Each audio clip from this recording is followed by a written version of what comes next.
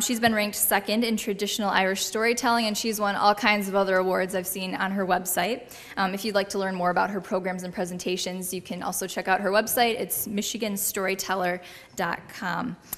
So I'm very excited here, and I would like you to help me welcome Yvonne Healy.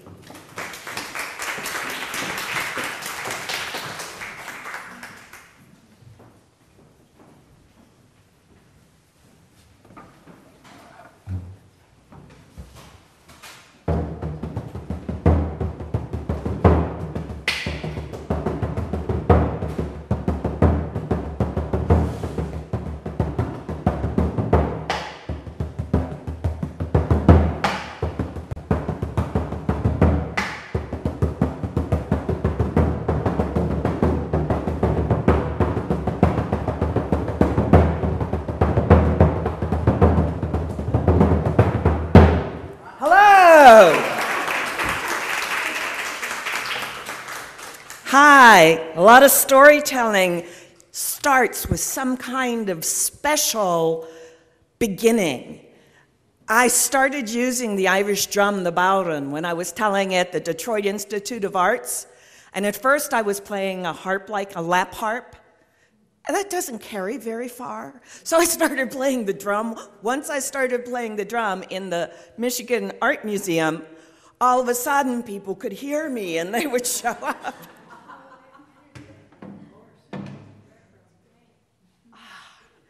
Giagwich, that means hello.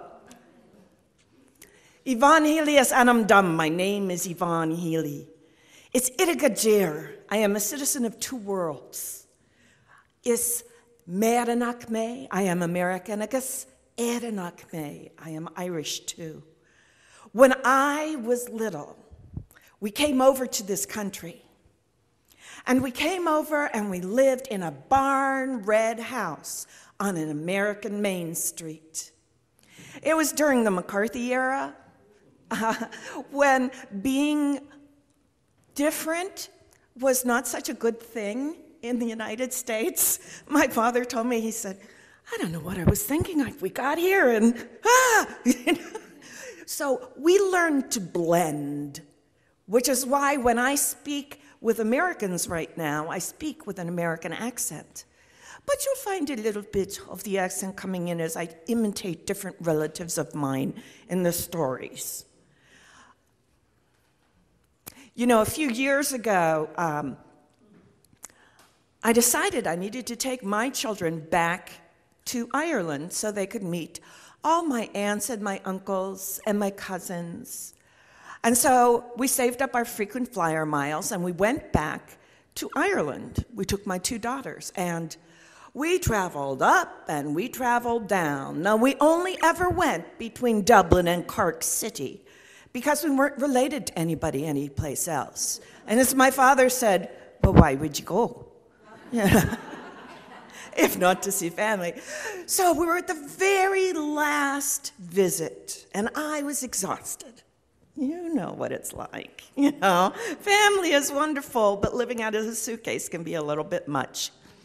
And trying to satisfy my two children who were missing pizza and the internet, and even their cell phones didn't work over there. Even their CDs, if they bought them in the stores, they didn't work on their CD players. So on this night, we're on the very last part of the visit. We are on the farm called Ballynamak. That means place of the pig. It was a dairy farm, because we Irish are nothing if not ornery. But this dairy farm had been worked by my family for over 300 years. That part of my family had worked that land. They had not owned it because the Irish weren't allowed to own land in their own country, but they had worked that land, raising cows, caring for cows, even going into battle for cows long, long ago, 2,000 years, in the great story of Queen Maeve, who looked just like this doll over here, and the cattle raid of Cooley. You want to hold up the doll so everybody can see her? There you go. That's Queen Maeve. Ah. So we're on this farm, and it's towards the end of the day. Now, the thing about Ireland, as any of you who've been there, is that twilight lasts forever once the sun comes out. And it truly is a gloaming. And so it's twilight, and my husband and my older daughter are up in the farmhouse because they can get internet there. And my younger daughter is 10, and we're going out with my cousin Pat to see his prized possession, the herd. And we're walking out. Now, my cousin Pat, he's a typical farmer and also a typical Irishman. He's tall, he's lanky. He's got a strange sense of humor. A lot of farmers do. And Leah has never met anyone like him. He's tall, he's lanky, and he's got a strange sense of humor. She's danced along beside him and having a great old time. I'm walking back, and each step I feel, oh, this is my land. I have this almost visceral response to coming out of this dirt and coming out of this rock and belonging to this place and the sense of history and belonging. And we get to the far field and we go through a gate, and all of a sudden we're surrounded by cows, 40 Holsteins all around us. And they're big. One of those cows was like as big as my husband's sports car. And they're all trying to get close to Cousin Pat because he's their hero. And my little Leah, she keeps reaching out to pet a cow. But luckily the cows just keep moving away, and I keep giving her that maternal hip check that we all learn to keep our kids out of trouble. And then finally, the quiet of the evening is broken by a huge bellow. I look up, Pat, what's that? Oh, not to worry, says he. Not to worry. It's just a young bull calling a challenge to the old. Well, shouldn't you separate them? Already done. The young one's in the far field. The master's here. Here? I look up, and sure enough, just about 20 feet in front of me, I don't know how I could have missed it, there is this big black beast. It's got a head as big as like 3 bowling balls, and it's got horns out here like an angry German soprano, and it's staring right at me. Well, I am telling you, I spent half my life on the New York City subway, and I know you never let them see you're scared, so I locked eyes and stared right back. Meanwhile, I got Leah in a hammerlock, the other maternal protective gesture that we all learn. Got Leah in the hammerlock, and I said, Pat, what's that chain dangling from his nose? Pat says, oh, not to worry. If he charges, you just reach out, grab that chain. He'll come along sweet as a baby. Right, me, Miss Subways. Grab the chain on a running bull? I don't think so. So I got Leah and we started sidling over to the gate. All the while I'm staring him down. And then Pat says, mind you don't stare. He takes it a challenge. And sure enough, there he is, digging at the ground, just as we scoot through the gate and latch it behind us. Safe. And as we walked back up the road that divided the fields, my heart began to slow from the railroad train's speed it was at. And I again felt that sense of history and belonging and, oh, the romance of it all. We passed the barn, which we had passed on the way out. But the thing is, you know how it is, when you're going back on a journey, you always see something you didn't notice on the way out. So we're going by the barn, and I noticed there's like a little wooden pen outside of the barn, and there's a door into the barn, and it's like a cat door, but bigger, so that the animals can go in and out of the barn at will. And in that pen, there were 3 pigs, 2 spotted and 1 brown. I said, Pat, that brown pig, he's got a wooden leg. Why? Oh, that pig is one fine pig. That pig is a smart pig. We had a fire in the barn 3 years ago. Got all the animals out save one. And when all the flames had died down and there was nothing but smoke and embers, I went back inside what was left, and there's a pile of smoking horse blankets. I lifted them up, and there dug himself a little trench underneath was that pig when he saved his own life. I said, wow, that's some pig. Is that when he got the wooden leg? Oh, that pig is a fine pig. That pig is very handy to have around. One time, it must have been about a year and a half ago, my wife Helen and I, we're in bed reading like you do before you put out the light. When the telephone rings, it's Father Michael from St. Mary's down in Dungarvan town. Pat, he says. Pat, where's your herd? In the barn, I says. Oh, you think so? Here they are on the steps of the church. Do you think they want to say a novena? Helen and I were lickety split into the car, down into town. And sure enough, there in the marketplace, the big open space in the middle of Dungarvan town, there are those cows, all 40 of them, milling around, going up and down the steps of the church, and there's that pig keeping them all together. I said, wow, that'd be a great movie. But what about the leg? He said, oh, that pig's a hero.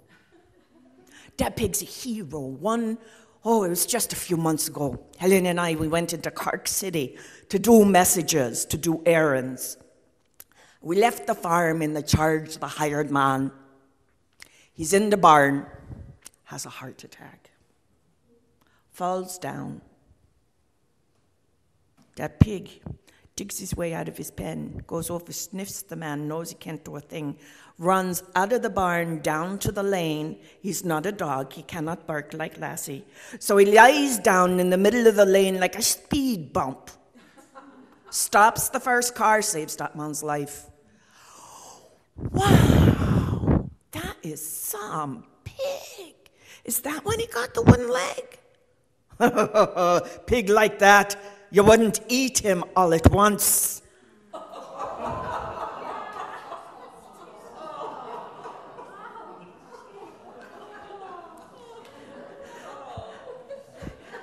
And then Pat says something to me that I realize is our family motto.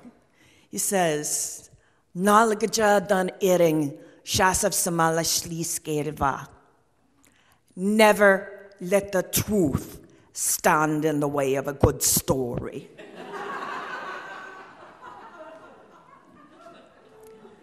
So, yes, that is kind of the motto for Blarney and where it all comes from. They say I didn't kiss the Blarney Stone, I swallowed it. So, if you're going back, watch out. Of course, they say my younger sister, she was vaccinated with a phonograph record needle.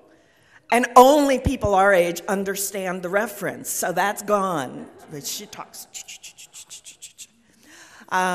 Let's see, I am thinking that I am going to tell a story when I was about 7. How old are you, Riley? Okay, so almost your age. So I'm just about that age. And I'm with my family, and we're walking into, it's like a big mouth of a building. It's like there's this big building in Pittsburgh. And we drove all the way there. We were wearing our best clothes, and we're walking close to it, and the windows have bars on them, and there's a flower pot with pansies, which smell kind of like popsicles, and there's this big mouth of an entranceway, like it's going to swallow us all up. And over the top, I can read, I'm 7, it says Pittsburgh Federal Building. Well, I knew what a federal building was. We went to the federal building at least once a year. Well, we went to the federal building all the time because in the little town in western Pennsylvania that I grew up in, the federal building was the post office. And so we went there all the time, but once a year we had to go there as a family. We had to go there to register as aliens. We'd have to stand at the counter, and the clerk would say these words, and we would repeat them, and then we each had to sign the book. But I was little, so I could just do block printing. Well, you know I've been trying really hard to get better at it.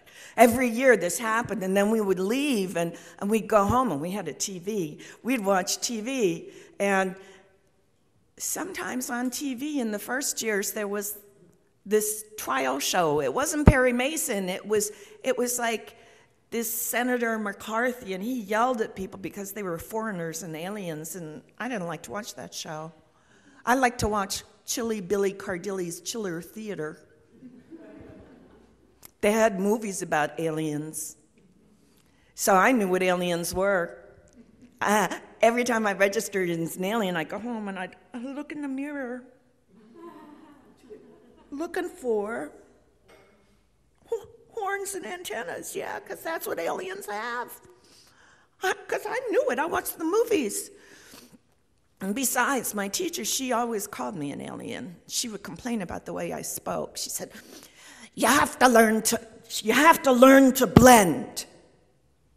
This is America. You've got to talk like American. Be a real American. And this is the 50s, so she'd hit me. So maybe all that hitting pushed the antennas in. She said, you have to talk like an American, like your friend Star. Oh, Star was a real American. Star was tall, not short like me. Star was slender, not shaped like a potato. And Star had blonde hair. And she bought all of her clothes at the department store, and her mother didn't make any of her clothes for her. And they didn't itch. Like the clothes I was wearing I was walking into this building, and it was a big deal. We sat at this bench and beside these wooden doors, and first my dad went in by himself and left us there, and then he came out, and then my mom went in, and then my older sister went in, and next thing I knew, there was this man standing in front of me with dark blue pants and a light blue shirt, and he had a badge, and he called my name, and I looked up at him, and I didn't know him, but my mom was going, go, go, go. Now, I was 7 years old. I wasn't supposed to go with strangers. And there's my mom going, go, go.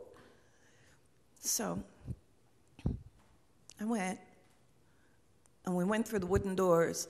I have never seen such a big room in my whole life. It was kind of like Perry Mason, I could tell, because it had benches.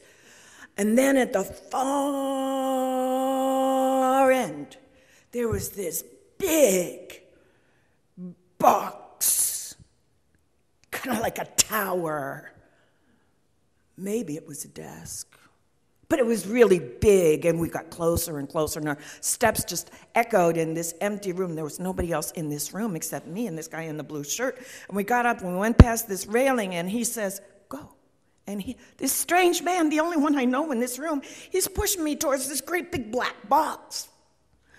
Well, I walked towards it, and when I got close, I saw that there was a step in the side. So I stepped up, and then another step, and then it turned a corner. And when it turned a corner, I was surrounded by all this black wood, I was very short, and it was very tall, and I didn't know where it was, but it really looked like the Wicked Witch of the West's castle. And, those halls, and then I heard, come here, and I looked up, and there was an old man, and he's going like this. Now, he was dressed in black, but I think he was the wizard, because he had me come up, and he said, well, how are you today?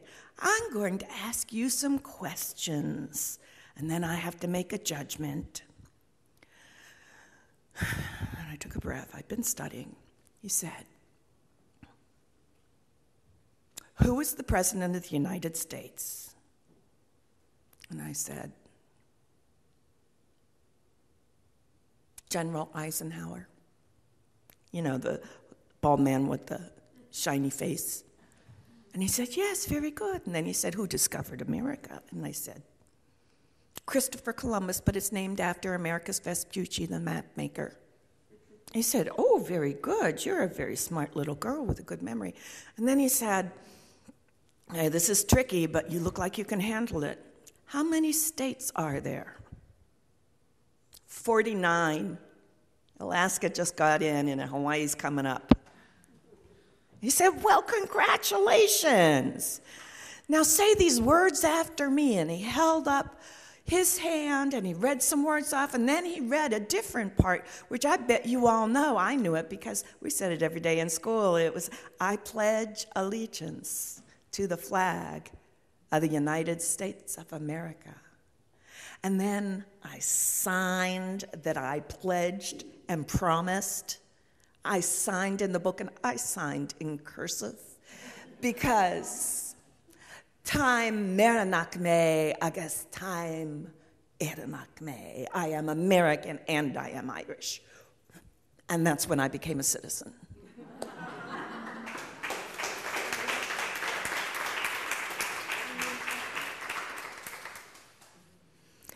Okay, now let's go for one of those strange old Irish stories. Enough about my crazy family.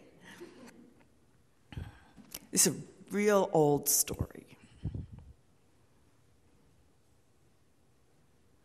Fado, fado, is fada shin. Long ago. It was a very long time ago.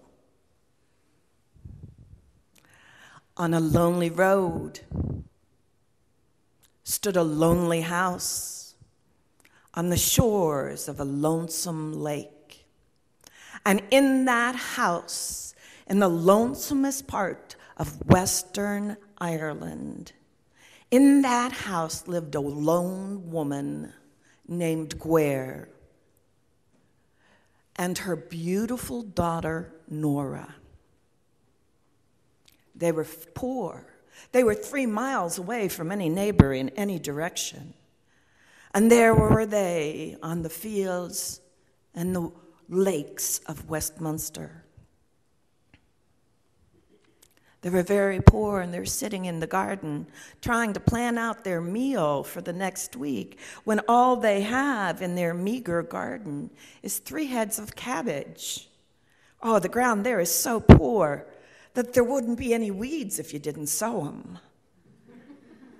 And as they are planning, they hear a sound, and from out of the north comes a strange lord riding on a strange horse. He stops in front of their garden. He says, I've come to marry Nora. And Nora says, you'd have to ask me, Mother. And he says, here's a bag of gold. I'll take her now. I'll make her a great lady in a great castle with many servants. And she will wear fine clothes and ride fine carriages. Now, I've got to tell you, this man was very strange. Besides being unknown, he was completely dressed in brown, from his head to his toes, and he had brown hair. He had brown eyes. He rode a brown horse, and he was accompanied by a brown dog. He took out that brown bag, and it jingled as he dropped it in front of the widow Gwer. And she said, well, if you promise to take care of her, then be it so. And she picked up the money, and there was so much money in it. They would never have to worry. And Nora, the girl, she got her things together, a young woman, she got her things together. It was the nature of women at that time to be easily married off with not much say in it. And so she got on the horse on the back of the man, and as they rode away, they began to pick up speed, and the horse went faster and faster. They didn't stop for even a breath. They rode through the day and through the night and through the day beyond. And finally, just as it was beginning to get dark on the last night, the horseman pulled up there on the mountain over by the Devil's Bog. He pulled up in front of a clay hovel in the middle of this swamp and this bog, and he said, "That's your house, that's your palace." She slid off the horse, and she looked around. He let the horse go so it could roam around the bog and eat what it could, and the dog went along. And as she walked into the house, it sounded like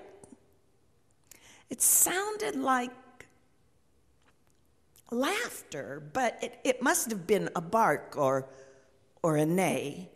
And the man came in, and she walked into this clay hovel, and he said, "And there's your marriage bed."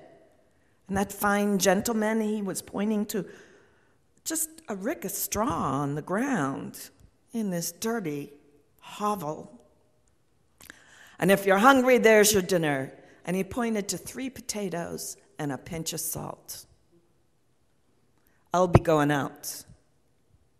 He went out for a while, and after she'd eaten, she got into bed, and he got in with her, and he put his arm around her, and she pretended to be asleep. After her breath became even, he didn't realize she was still awake.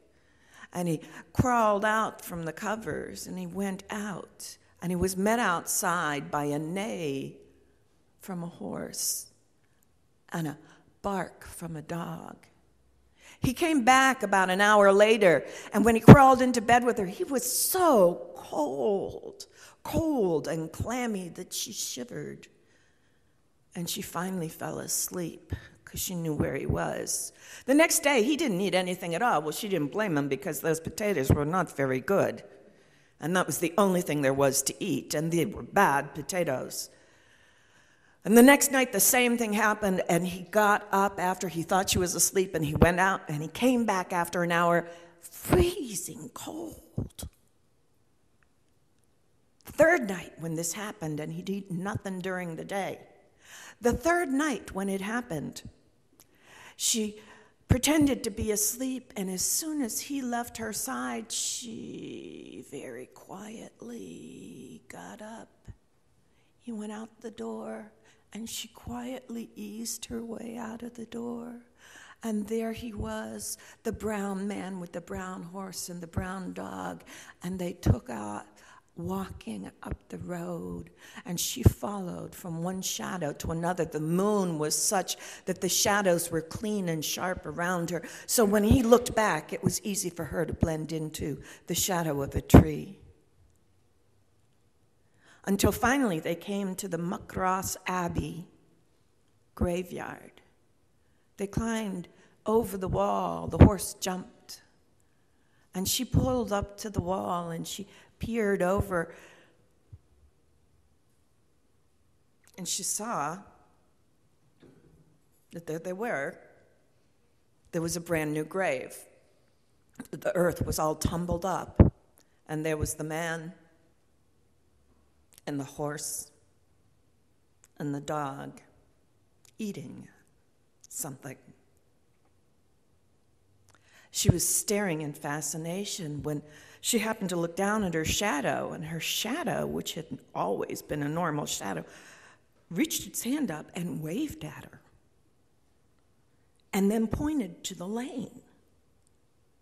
She looked around, she kind of patted herself down to see if there was something making her shadow act so strangely, but then the shadow stood up, separated, and walked away from her back to the lane, so she followed. She had to stay with her shadow. They got to the lane, and she heard the brown man, the brown horse, and the brown dog beginning to leave the graveyard. So she and her shadow hurried along, and they had just gotten into the bed of straw in the clay hovel. And she closed her eyes and tried to still her breath when in came her husband. He lay down beside her. He was freezing cold. And she went, oh, when he touched her. He said, "Are you awake?" And she said, "Oh, you just woke me. You're so cold." He said, You're not as warm as usually, too." And she said, "I think I'm getting sick." Now, there was nothing to be done that night, but the next morning when she woke up, she told him that she was feeling ill and that she needed to see her mother. And could she just go and visit her mother for a day? It would take her a little while to get there, and she'd only stay one day, and then she'd come back, and everything would be fine, and she'd leave the potatoes peeled in some water so he wouldn't have to do that work. And he said, "I didn't marry you so you could go gadding about. I'll go get your mother and bring her back." And he left. The brown man left on the brown house, and luckily the brown dog went with him. That evening, he was back. Or the brown horse was. And she heard the brown dog. And she looked around for her husband, and she saw an older woman, wearing that wonderful blue shawl that she loved so much, and that black hat with the little flowers on it. And she opened the door, and there was her mother. She said, "Oh, Mother." And her mother said, "Don't be touching me." She said, "Oh, Mother." And the mother shut the door, and she said, "Wisht, I've only a little time to talk to you, to hear what you say before he comes in. Now tell me, how do you like your marriage?" She said, "Well, there's only the potatoes to eat and they're bad, and this is my palace." And the mother said, "No, what's he like to you? How does he treat you?" And she said, "Well, Mother, there is something I have to tell you. Last night, he gets up at night, and he goes out, and he doesn't eat anything, and then he comes back, and last night..."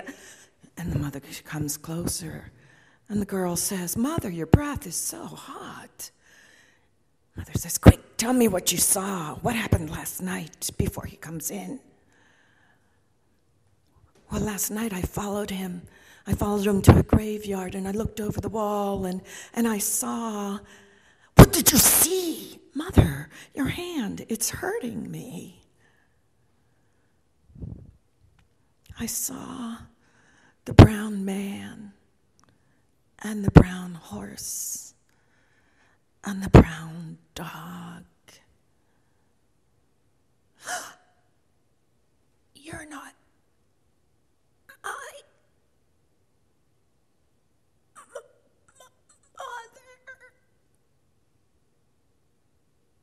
Mother." The hands around her throat, with brown gloves around them, were so tight that she fainted dead away.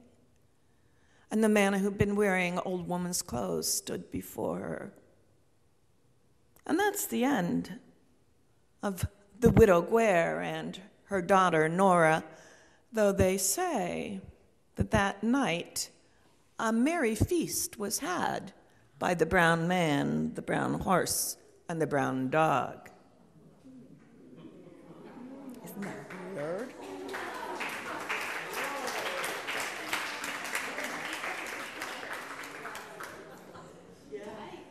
I know. Aren't they weird? Yeah. Now, food becomes very important to people in Ireland because there are always famines. I mean, we're going through a drought right now. And imagine if you only have the littlest garden in back to grow what you can. And what happened, of course, as we know, in 1845 to 1849, was the crop went bad. And the thing was, they were farming the whole land. The land was fertile. But they didn't own what they made.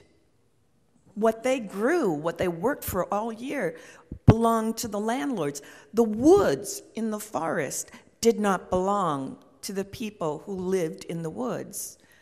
That's why they had to cut the turf, the bog, for the coal-like substance that comes out of the marsh in Ireland, that they had to burn this kind of mud. And the houses, of course, were dirty because they couldn't use wood because the trees belonged to the landlords. And that's the way it was.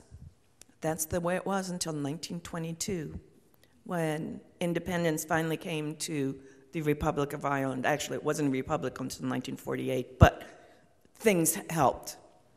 Things helped. But after that weird story, so food was very important.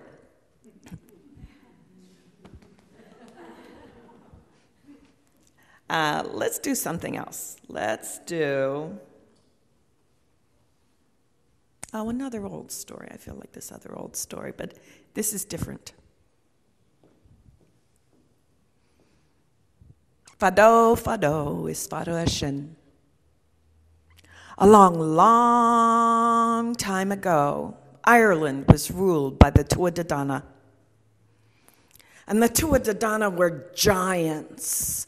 They were tall, they were handsome, and they could do magic. And so it was that Ireland lived in harmony and satisfaction. The bees gave good honey, the cows gave good milk. Until one day, from out of the north came the sea pirates who came down from what we now know as Scandinavia, and they landed on the land, and they waged battle. And they waged battle against those magical giants, and they conquered. And they herded those magical giants, the Tuatha Dé Danann, into the castle of Tara. And there they could stay alive as long as they stayed inside the grounds of Tara. And those evil sea pirates, those tax-collecting evil sea pirates, they ruled the rest of Ireland, and Ireland went into despair. The land shriveled up, the bees left their hives, and the cows would give no milk, and nowhere was a song allowed to be sung. And that's the way it was, because those evil sea pirates, well, nothing could defeat them, said the prophecy, except because they had a secret weapon. Their king, Balor of the evil eye, he had one eye in the middle of his forehead. Its lid was so heavy that he could not open his eye by himself. He required 4 men, strong men with poles like little hooks on the end that would lift up that eyelid when he gave the signal. And it was a good thing it was so hard to open that eyelid, because whatever it looked on fell down stone cold dead in that instant. And so it was that the Fomorians were undefeated, because nothing could defeat Balor except, said the prophets, his own grandson. Balor was no fool. When his daughter gave birth to twins, he stood outside of the tower where she slept. He took those babies and he wrapped them in a blanket. He called a curse into the sky, and from down from the clouds from the north there came a big bird of prey, its claws extended. He hooked that blanket onto the claws of that bird, and he sent that bird flying north across the sea. But just as the bird was flying over the last reach of land, one corner of the blanket opened and one baby rolled out. And it tumbled down towards the water, but as it got closer to those cold waves, the very white caps revealed themselves to be curling white beard. And up out of the ocean stood a giant, one of the remaining Tuatha Dé Danann. His name was Manannán Mac Lir. He was the king of the sea. He could do magic. And he caught that baby, and he saved that baby. And he, with his friend Queen Tail of the Forest, they taught that child everything they knew, and they cared for it. They named it Lou. And they taught him about farming. They taught him how to write. They taught him music. They taught him poetry. They taught him swordsmanship. They taught him what the stars do at night and when to plant. And he was a good student. He soaked up all of that information. He had a smile on him. You've met Irishmen like this, a smile so bright and so charming that whenever he went hunting, he never brought a weapon. He just brought his hunting bag, and he would go into the forest, and he would find a likely tree that had a lot of birds in it. He would stand underneath. He'd open his bag. And the birds would just fly down right into his bag. And then he got to be about 18 years old. Now, I don't know if you've ever known an 18-year-old guy, but they don't like to be told what to do so much anymore. And he said, I've had my fill, I've learned everything there is to tell, I'm going out to seek my fortune, I'm going to join the Tuatha. And there was nothing anyone could say to deter him, so he walked all the way from the west coast of Ireland, all the way over to Tara, which is close to the east coast. And he came up to the huge castle walls, and there in front of him there were these thick oak gates. And he could hear the sound. Oh, it had been so long since he'd heard it. He heard the sound of music and laughter coming from within. It was the only place on the island of Ireland that there was allowed any music or laughter. And he knew he'd come to the right place. He knocked on the door, and a small peephole opened in the door, and he saw the face of an old man, wrinkled like an old apple. Dear the body, God's life be with you. What is it you're doing here today, young man? Sir, I am Lou, Samaldan, the Shining One. I have come to join the Tuatha. Oh, that's rich indeed. Well, I admire your ideas, but no one may enter unless he possesses a skill that no one inside already has mastered. So be off. And the peephole was shut. Well, that young man, he was 18. He had not come so far to be so easily dissuaded. He knocked on the door again. Oh, it's you again. What are you doing keeping an old fellow away from his supper? Sir, I am Lua, master of words. Oh, they're all Irish inside. We have no need for yet another storyteller or poet. Begone. And the door was slammed again. But, you know those young men. And the people opened a third time at his knock. Bad cestia, boyo. I'm getting really quite peeved with you, you know. What are you doing now? What you want? Sir, I am Lou, master sailor. Got one. Master farmer. Got one. Master healer. Got one. Master carpenter. Got one. And so Lou offered up one after another skills, each one more amazing than before, that he had in truth mastered. He had been such a good student. But each time he was met with gone. Till finally he says, Sir, it's sure ashamed I am to say this, but I've only got one thing left. And if you've one such as me, I'll go away and I'll never darken your door again. I am Lou, master of all arts. And at that, the very gates themselves recognized his ability and opened of their own accord. Lou walked into the castle of Tara. He was greeted as a comrade by the Tuatha, and they were so impressed with his skill that they gave him command of the army. And he led the army out from the castle down across the land over to the field of Moitora. And there in the plains of Moitora, they did battle against those evil humpbacked Fomorians. And when the battle was going against the Fomorians, they called for their secret weapon. Balor was carried on a litter down to the middle of the battle. He was put down right in front of Lou.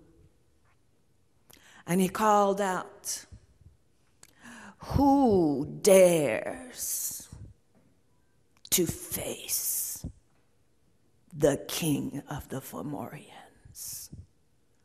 Lou reached into his pocket and he took out a slingshot. He said, "I am Lou, Samaldon, the Shining One." And Ballard gave the signal. Those 4 henchmen got their poles and they started sliding the eyelid open. And when the eyelid was open just enough, the grass burnt and turned to smoke and blew away. Ballard cried out the second challenge, "Whose tribe shall carry you off the field?" And Lou said, "I am Lou, Tuadadana." And Ballard's eye opened, and the leaves on the bush turned to smoke, and the berries hissed. And the men lifted the eyelid as Ballard cried out the third and last challenge, "Whose family shall mourn your ignominious death?" And Ballard opened his eyes completely at the same exact moment that Lou took a small stone from his pocket, a stone small as a baby's heart and worn smooth by the waves of the sea. He fitted that stone into the slingshot. He whirled the slingshot around his head, and as he answered, he let that stone fly. That stone flew with such force and such precision, it hit Ballard in his one eye just as the eyelid was opened. Lou cried out, "I am Lou, grandson of Ballard." The stone hit with such force, it pushed the eyelid through Ballard's brain, killing him. As he keeled over backwards, the eye lodged in the back of his skull, and it looked out at all of the Fomorian soldiers who had gathered behind their king and who now fell down, stone cold dead. And so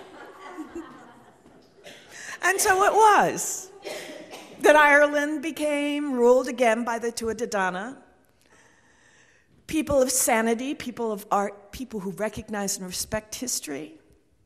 And so it is that Michigan will return to a time of harmony, of growth, of caring for one another and caring for the past.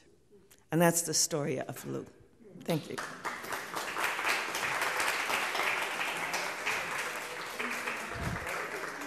Well, my watch, by my hard-to-read eyes, says 1:45 our next thing, whatever that number is.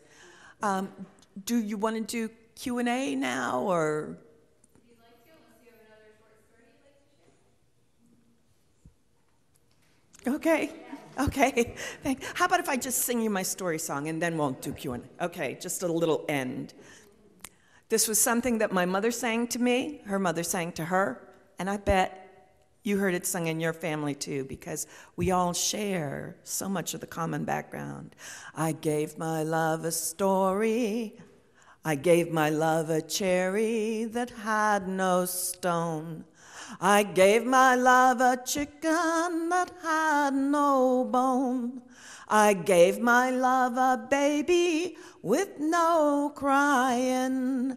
I gave my love a story that had no end. How can there be a cherry that has no stone? How can there be a chicken that has no bone? How can there be a baby with no crying? How can there be a story that has no end?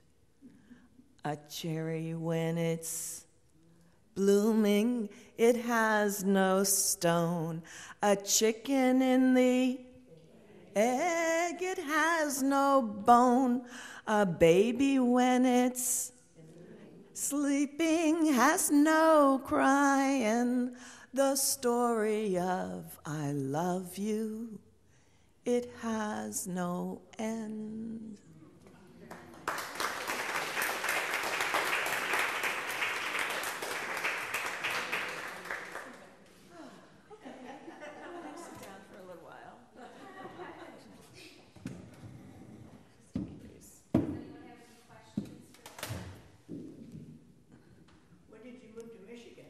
We moved to Michigan in 1998. I'm trying to remember because as soon as I got here, I applied and was accepted to the Michigan Humanities Artist roster. They didn't have anybody who told weird stories like me. And it's just become our home. We live in a beautiful, we moved from outside of New York City. And we live on 2 acres. Everybody around us has a whole lot of land. And then there are the people who have even more land. You know, we're right on the edge of a state DNR site. And we have all kinds of animals. We have 2 sandhill cranes who come up every morning for breakfast from the seed that the birds knock out of the feeder. I mean, Michigan's just gorgeous. So... Is anybody in here Irish? Part Irish? Good, good. The rest of you are I wish? Okay, good. Scottish? Okay, good, good, good. Welsh? English? Okay, see? You know, it was all mixed up. When you study the history, the countries just really went back and forth as far as the culture. I mean, unless you're one of the royalty. You know, that was different, you know, but if you were, then God bless you. But the rest of us, you know, we tended to move around, you know, and so did our stories, and so did our weird sense of humor. Yes.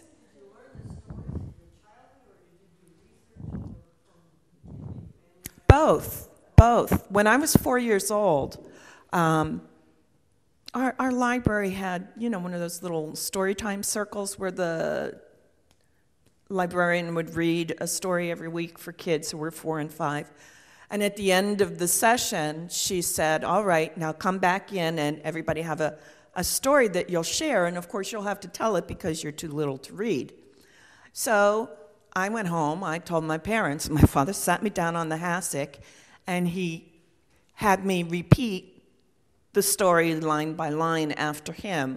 And so everybody else then got there, and they were telling, you know, Jack and Jill and you know, 3 Little Pigs. And I tell this huge, weird story about a sheen going under the water and ending up in the land of Tirnanog and marrying a woman with a pig head, you know. And the librarian's like, wow.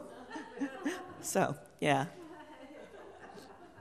So that's why Sister Camilla used to try and get me to blend. You know?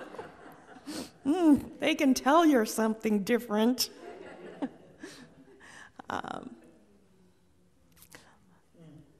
Anything else?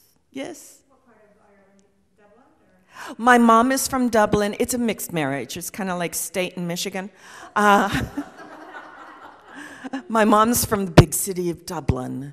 And my father, while he was born and spent 8 years of his life in Cork, which is the second largest city, he really grew up on a farm in Waterford.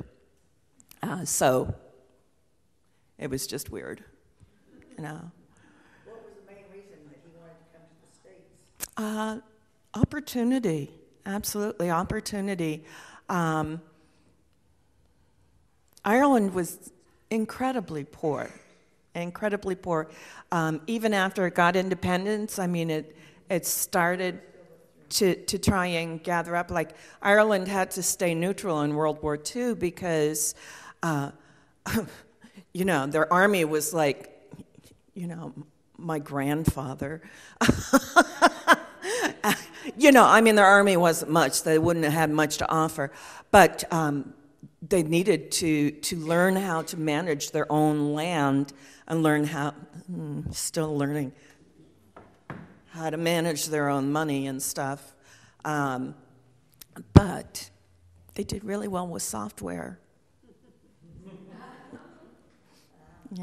That's one of the things, that and joining the EU kind of transformed Ireland. But did you know that a lot of the Irish and Scottish, and I don't know so much the English, but the Irish and Scottish who came into Michigan came through Canada? There's a lot of interesting stuff in Canada about where a lot of our people come from. Okay. Oh, yes. Oh, yes. How about if I play the drum, and then everybody who wants to can play the drum, too. And I'm supposed to say something about that. Stuff for sale. Special here price, $10 each as opposed to whatever it is on my website. I don't have cards, so I have like a sticky notepad you can take. And let's see. This DVD is for little kids, like age 4 to 10. And the other CD, Stories from the Heart of the World, is for like ages 8 to whatever. And then the weird Irish stuff is on the one called Blarney. You make your own call. Okay. Yes, the drum. Did you want to say something?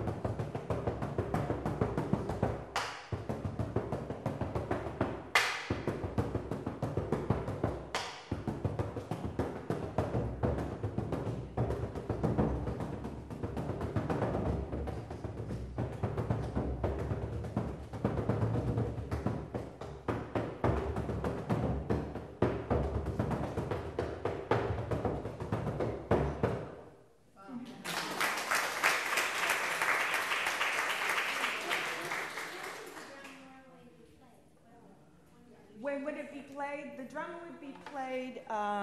The drum will be played with a band. The drum actually is fairly new. It's only about 200 years old. There were a lot of pipes and fiddles and dance, and a lot of. So you would play it at a dance. The story is that you play it muted. So you get different tones by moving the hand back and forth and off, which is hard to do when I'm trying to show you.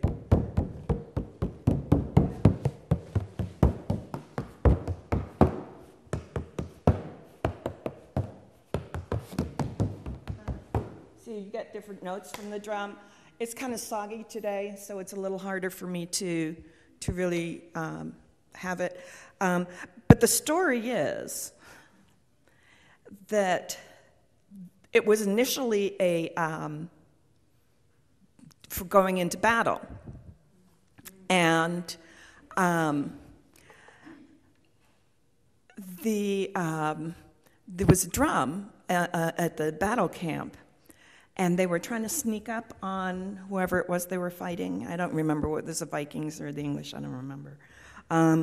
And some seeds fell onto the drum head, and while they were trying to sneak up, a wren flew down and started eating the seeds and gave them away, and they died. And so then then the thing you do on the day after Christmas is you hunt wrens. Yeah, little wren, let's go get that wren. Rather than, hunting the English. I just found out about this. Did you know that the Irish tried to invade Canada from Port Huron? Yeah. I got to find out more about this. Evidently, they have an event there commemorating it. They did it last year, and they're doing it this year up at Port Huron on Labor Day weekend. A lot came over with the famine, They came over, a lot of them enlisted in the northern armies for the Civil War, partly because there were jobs, and partly so they could learn how to fight a war, because when you're not allowed to have guns or swords, it's kind of hard to know how to fight people who do. And they weren't allowed to have horses either for a long time. So they joined in the Civil War, and when the Civil War's over, about 57, they came back to Michigan, and they were real diehard Irish independents. And so they came to Michigan, and they decided that they were going to occupy Canada.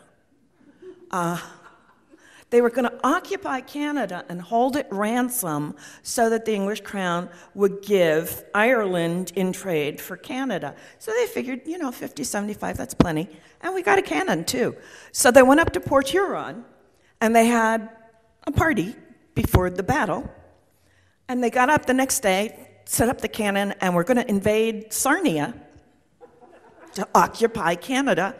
And they noticed 1,500 red coats lined up on the other side of the river. I'm like, oh, okay, never mind. Isn't it wild? So, I know, I got to find out more about that. Okay. Black Irish? People with black hair, often swarthy skin. I've been called Black Irish because I dye my hair red. But black, it's either swarthy skin or very, very pale skin. And the rumor is that it's from the people from the Spanish Armada who, shipwrecked off the coast of Ireland and then came ashore and met beautiful women.